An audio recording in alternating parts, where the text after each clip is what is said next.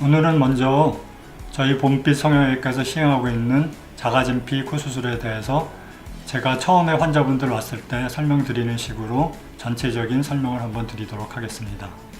저희 나라에서는 코 수술 받으시는 분들이 대부분 코가 낮고 작기 때문에 코를 높이기 위해서 수술을 받기를 원합니다.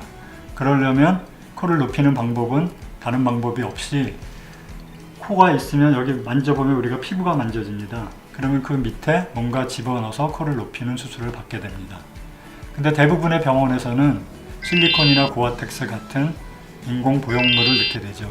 우리가 인공 보형물이라는 건 뭐냐 하면 공장에서 화학적인 물질로 만들어서 찍어낸 그런 보형물을 얘기합니다. 지금 이게 보시면은 실리콘이라는 것인데 이렇게 고무처럼 인공적인 물질이죠. 이게 바로 코 피부 밑에 이렇게 들어가면 코가 높아 보이는 그런 원리입니다. 그런데 이런 인공적인 보형물의 문제점은 뭐냐 하면 실리콘 같은 걸 예를 들어서 실리콘을 이렇게 집어넣으면 이게 안에 들어가서 살로 변하지 않겠죠. 평생 실리콘으로 있게 됩니다. 우리 대부분 코 수술 처음 받으시는 분들은 20대 30대 수술을 처음 받는데 요새는 80살이랑 산다 그러죠. 그러니까 수술을 받고 나서 최소한 40년 이상은 살아야 되는데, 자, 우리 이런 물질이 바깥에서 한 10년, 20년 이렇게 그냥 가만히 있다고 생각해 보세요. 여러 가지 변형이 일어날 겁니다. 마찬가지로 더구나 자기 코 피부 안에 이런 실리콘이 들어가 있기 때문에 우리가 60살 이상 살게 되면 최소한 3, 40년 있어야 되는데 그동안에 그 들어가 있는 실리콘에서 여러 가지 문제가 생기게 되죠. 그럼 우리가 그 문제 생기는 거를 부작용이라고 그러고, 부작용이 생기면 그때는 본인이 하기 싫어도 실리콘을 제거하고 재수술을 할 수밖에 없습니다. 그래서 모든 성형수술 중에서 우리 코 수술이 재수술률이 가장 높다고 합니다. 재수술이라는 건 원래 첫 수술이 잘못됐을 때 고치는 걸 재수술이라고 합니다. 그런데 코는 그게 아니고 처음에 실리콘으로 했을 때는 굉장히 잘된 것처럼 보이고 아무 문제가 없어 보입니다. 그러나 세월이 지나면서 실리콘 자체의 문제 때문에 여러 가지 문제가 발생해서 재수술을 하게 되는 겁니다. 그래서 코는 다른 눈 수술이나 이런 거에 비해서 재수술이 많을 수밖에 없습니다. 그러면 실리콘이 들어가 있을 때 세월이 지나면서 어떤 문제가 생기게 되겠습니까?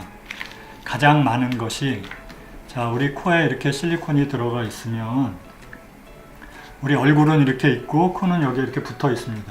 그러니까 실리콘을 이렇게 집어넣으면 실리콘도 얼굴에 이렇게 붙어 있는 식이 되겠죠. 우리 절벽에 이렇게 손잡고 매달리고 있으면 시간이 지날수록 그 무게에 의해서 점점 떨어지게 되죠. 코에 들어간 실리콘도 마찬가지입니다. 처음에 여기 들어가 있던 게 가만히 있는 게 아니고 세월이 지나면서 무게에 의해서 점점 내려가게 되겠죠. 그러면 결국은 이 실리콘 끝이 코 피부 밑에 닿게 되고 거기서 끝나는 게 아니고 피부를 뚫고 실리콘이 튀어나오게 됩니다. 아마도 인터넷상에서 여러분들이 그런 사례를 여러 가지 많이 보셨을 겁니다. 그런 경우가 가장 많게 되고, 그 다음에 두 번째로 많은 것이 염증입니다. 염증은 여러분이 잘 알다시피 고름이 나고 막 이러는 건데, 처음에 수술했을 때 염증이 안 생겼다 그래서 염증이 안 생기는 게 아니고 10년, 20년 아무 문제 없이 잘 살다가 코가 조금 이상해서 거울을 봤더니 코가 갑자기 붓고 빨개지고 아프고 그런 현상이 일어나게 됩니다.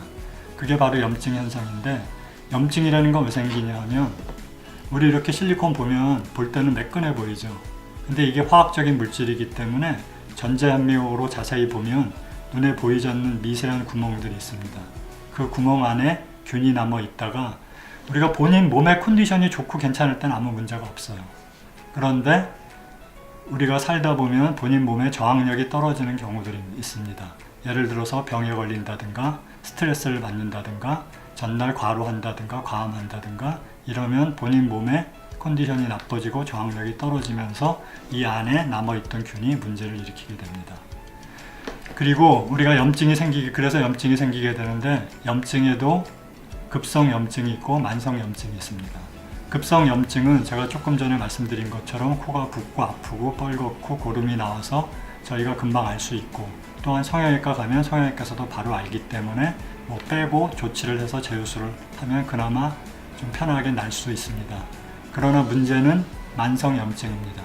만성염증은 뭐냐 하면 아마 느껴보신 분들이 있겠지만 어느 날 갑자기 코가 조금 안 좋고 느낌이 안 좋고 붓는 것 같고 아프고 그러다가 조금 시간이 지나서 한 열흘에서 한 달 정도 지나면 또 괜찮아지고 또 몇 달 괜찮다가 본인 컨디션이 조금 나빠지면 또 그런 일이 반복이 되고 그래서 그런 일이 반복이 되다 보면 결국은 코가 점점 이렇게 들리는 변형이 오게 됩니다.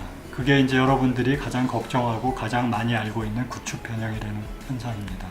그래서 이거는 어느 날 그냥 갑자기 오는 게 아니고 아주 서서히 오기 때문에 본인이 모르고 있다가 어느 날 갑자기 알게 되는 거죠. 그래서 특히 이런 구축 변형이 잘 오는 그런 보형물은 실리콘보다는 고어텍스입니다. 그래서 요새는 고어텍스보다는 오히려 실리콘을 많이 쓰는 그런 일들이 많죠. 그 다음에 이제 세 번째로 문제되는 것이 티가 나고 표시가 나는 겁니다. 아무래도 이거는 자기 살이 아니기 때문에 이 실리콘이 자기 피부 밑에 이렇게 들어가게 되면은 처음에 피부가 얇거나 하얀 사람은 겉에서 볼 때 비쳐 보이게 되고 또 이렇게 표시가 나게 됩니다. 우리가 성형수술은 아주 예쁘게 되는 것보다는 사실은 남들이 모르게 자연스럽게 되는 것을 원하시는 분들이 더 많이 있습니다. 그런데 이렇게 비치게 되고 표시가 나면은 거기에 대해서 굉장히 스트레스를 받게 되죠. 그런데 또 중요한 것은 수술하자마자 바로 표시 나는 사람은 거의 없습니다. 대부분은 처음에는 괜찮다가 세월이 지나면서 어느 날 갑자기 표시가 나고 티가 나게 되는 겁니다. 그런 경우에는 본인도 모르고 있다가 주위에서 먼저 얘기를 하게 되고 그래서 본인이 거울을 보게 되면은 이제 알게 되는 경우가 대부분이죠. 그 이유는 세월이 지남에 따라서 사람 피부는 점점 얇아집니다. 대부분 20대, 30대 했을 때는 피부가 두껍기 때문에 별 문제가 없었는데 세월이 지나면서 피부가 얇아져서 30대, 40대, 50대가 되면 점점 티가 나게 되고 또 이 실리콘 자체가 코 피부를 깎아먹게 됩니다. 그래서 어느 날 이렇게 표시가 나는 현상이 생기게 되는 거죠. 그 다음에 이제 네 번째로 또 문제되는 게 코가 굉장히 불편하다는 거겠죠. 뭐 모르시는 분들도 그냥 보시면 알겠지만 이만한 게 자기 피부 안에 이렇게 들어가 박혀 있다고 생각해 보십시오. 아무래도 뭔가 이물감을 느끼게 되고 코가 항상 눌리게 되고 불편한 감을 느끼게 됩니다. 특히 겨울에 밖에 나가면 코는 자기 살이니까 따뜻하죠. 그런데 이 실리콘은 물건이기 때문에 밖에 겨울에 나가면 실리콘만 차가워지죠. 그러니까 대부분 실리콘으로 수술 받으신 분들은 겨울에 코가 더 시리고 더 빨개진다고 불평들을 많이 하십니다. 그래서 그런 것 때문에 또 싫어서 재수술을 하시는 분들도 많이 있고요. 그리고 마지막으로 문제되는 부분이 코에 충격받았을 때입니다. 사람이 살다 보면 코에 어디 부딪히거나 그래서 충격받는 일이 많이 있을 수 있습니다. 예를 들어서 운동하다가 공에 부딪히거나 장난치다가 서로 부딪히거나 또 교통사고가 나거나 특히 여자분들 같은 경우에는 아기를 키우다 보면 아기가 코를 많이 치는 경우가 있습니다. 그런 경우에 코에 세게 충격을 받게 되면 이렇게 실리콘이 들어가 있는 상태에서 세게 충격을 받기 때문에 실리콘이 돌아가 버리거나 아니면 이 실리콘이 찢어지거나 또 코에 피가 고이거나 이래서 문제를 일으키는 경우가 많이 있습니다. 그래서 실리콘으로 수술 받으신 분들은 일반인들에 비해서 항상 조심하면서 살 수밖에 없는 그러한 이제 고통이 따르게 되는 것이죠. 그래서 제가 여태까지 얘기한 5가지 외에도 또 여러 가지 문제점이 많기는 하지만 특히 많은 제가 얘기한 5가지 이유 때문에 재수술이 많게 될 수밖에 없는 것이 실리콘과 고어텍스 같은 인공 보형물의 단점이라고 할 수 있습니다.